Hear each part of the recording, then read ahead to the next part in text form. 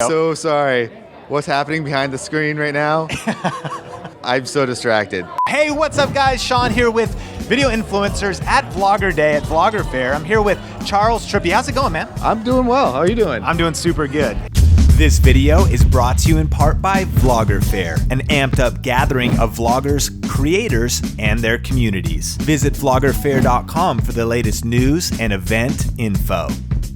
You're really well known, of course, for your vlog. In fact, don't you hold the Guinness Book of World Records for the longest consecutive days vlogging? Yes, I have the longest daily consecutive videos awarded to us, and it's 2,304 days as of today without missing a day. Wow, that's crazy.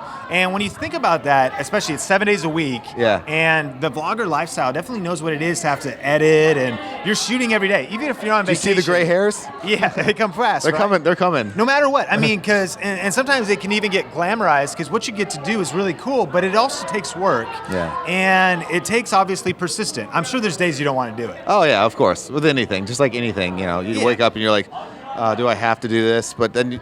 I think for vlogging, it's kind of cool because you love what you do, so you find the fun in it. So you kind of, like, you know, going to work, you know, if you hate going to work, it sucks. But if you love going to work because you love what you do, it's awesome. It's kind of like the same thing. So have you found some things that have just helped you routine-wise or to just get your schedule down to help you just persist and to sustain it for that long? Because to do anything for that long is significant. I think it's the longest I've done anything in my entire life. Yeah. I don't know. I don't want to say that it's on autopilot because I don't like to think of it on autopilot, but you definitely come up with some ideas that you could do in the future, like planning, that would be fun.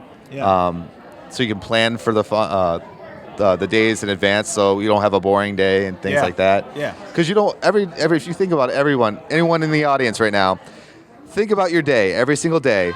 If it's awesome every single day, then pick up a camera because everyone's life is different, I think. And like my life can be boring sometimes. Yeah. It is boring sometimes. Sometimes I just want to sit on the couch and watch Netflix or something, you know, play a video game, stuff like that. It just kind of depends. Yeah. But it's hard to get into a routine because once you're in a routine, it just gets redundant. Yeah. You don't want to put yourself in like one of those things.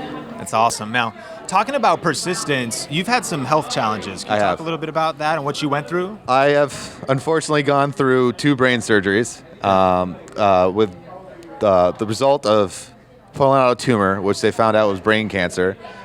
Still in my head, but controlled, so I'm okay. Wow. And, you know, I tore a lot, and I had a lot of seizures randomly, and those are under control.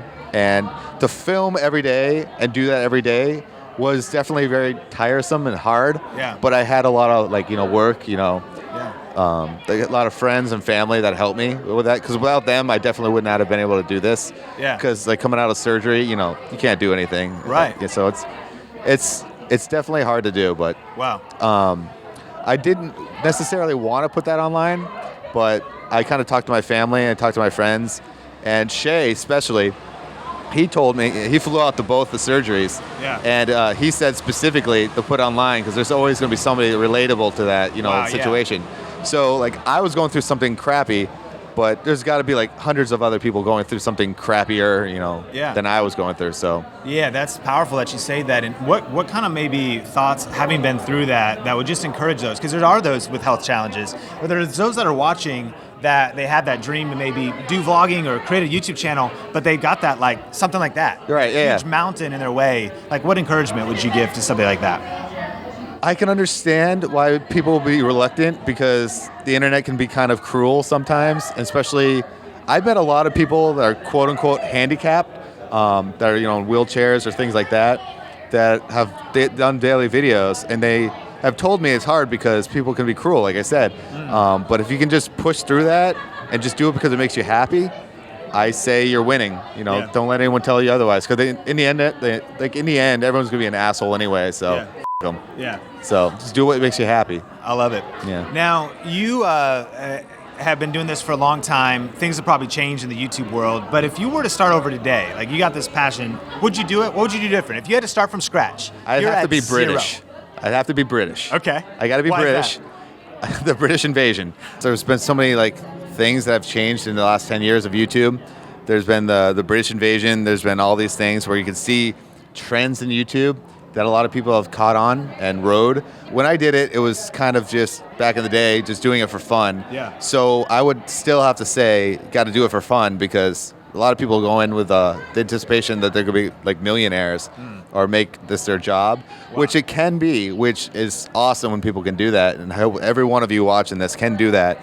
But I think the idea I would have to say to myself is just to keep doing it for fun, because once you lose sight of that, anything, like, you know, if you're not having fun, it sucks. Right. And then it becomes a job. And then once it becomes a job, it becomes something that you don't like doing. We don't like doing it. People can tell you don't like doing it. Yeah. And then it's just a vicious circle.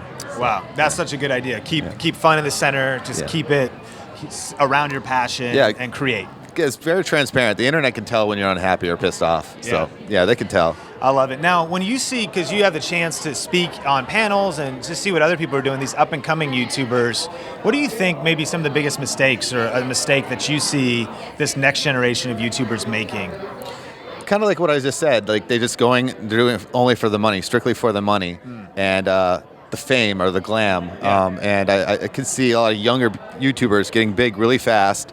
And I feel like it's kind of like when a young actor gets really big really fast, and then they had their breaking point. Drew Barrymore, for example. You know, there's a Lindsay Lohan, something like that. You know what I mean? Yeah, definitely. And I feel like a lot of these YouTubers, these younger ones, are doing really awesome things, and they will continue doing awesome things. But I hope they just ground themselves and just understand and realize that what they're doing is a very important thing and a very big deal, and that they don't like necessarily squander it, but they don't take it for granted, I guess is a word I would kind of like say. Definitely. Yeah. Now, what's coming up for you? Like new projects, new things that you have coming out? What's happening? My girlfriend over there, Allie, and myself, we have a channel called, it's on the Charles Trippy channel, but it's called Me vs. You Gaming. It's just a little series that we wanted to kind of do. Yeah. She likes playing video games, and she's very animated when playing video games, because she's not over here, but she sucks. Yeah. She's terrible at video games. Yeah. And she's very animated when she sucks and when she loses. So we just made this like Me vs. You series. And the band, We the Kings, has a new album coming out, I want to say at the end of the year. I have it on my phone right now, but that doesn't mean anything in the music industry. Yeah. So I want to say that's coming out at the end of the year. Cool. And then just the daily videos and traveling and stuff like that. You know, I love it. Same thing. Man, so the battery just died, but I just have one last question for you, Charles. Final tip for those watching that are creating videos, that are video influencers, what would you say to them? Have fun. The internet is very transparent. They can tell when you're not having fun. So keep happy, keep smiling, you know, push through it, guys. Have fun. This is the greatest thing in the world. The internet's awesome, and it's in your hands, literally, or on your computer. So, look at that. We're video vlogging. Influencers. We're vlogging. Hey, so thanks so much for checking out this video. Make sure to subscribe for more videos to help you build your influence and your income with online video. What else should they do? I think you just nailed it right on the head right there. I mean, like the video. Oh, like it, subscribe, share it with a friend. Ooh, share it. Put it on Tumblr. Put it on Bebo.